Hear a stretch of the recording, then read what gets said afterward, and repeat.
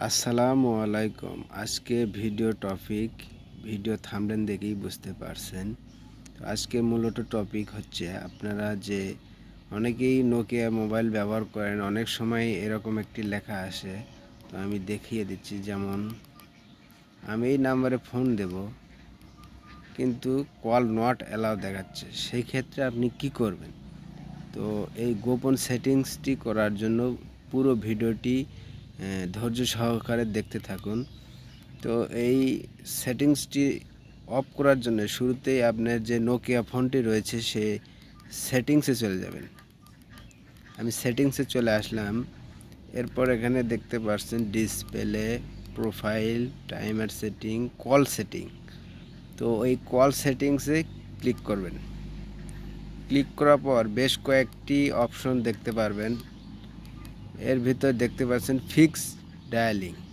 এই fix ডায়ালিংয়ে click করবেন। Click করার পর দেখতে পাচ্ছেন আমার আরেকটি সিমে অন দেখাচ্ছে, আরেকটি সিমে অফ দেখাচ্ছে।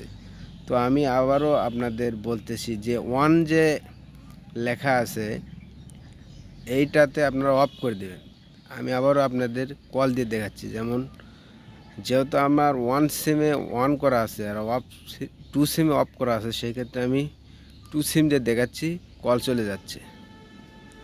আর যদি আমি ওয়ান দিয়ে দেই সেই ক্ষেত্রে দেখাচ্ছে কল নট অ্যালাউ। তো ব্যাপারটি আপনারা হয়তো বুঝতে পারছেন। তো এরপর এই সেটিংসটি কল সেটিংসে আসবেন। আসার পর ফিক্সড ডায়ালিং এখানে ক্লিক করার পর এটা ওয়ান অফ করে দেবেন। তারপরে দেখতে পারবেন এখন যদি আমি কল দেই সেক্ষেত্রে কলটা কিন্তু যাবে।